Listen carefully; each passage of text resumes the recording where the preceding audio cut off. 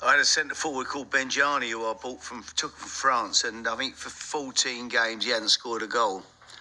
And but the crowd loved him. I loved him. He never stopped working, running, chasing. He was such a trier. But when he got in front of goal, in fact, when we used to do shooting practices, I used to ring Southampton Airport to make sure there was no planes taking off, because he could have brought a plane down with some of his shots.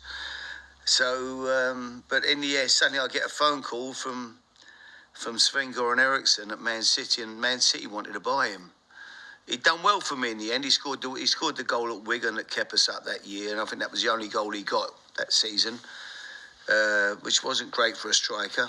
The following year, he started to bang a few goals in, but he was he was a real worker. Suddenly, Sven came on and offered me £9 million for him, and it was a fantastic offer.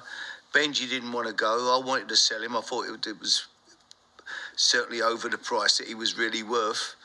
And but he got to Southampton Airport and missed 2 planes, and eventually I had to drag him on the runway to push him onto a plane, and kept telling him what a great move it was to go to Man City.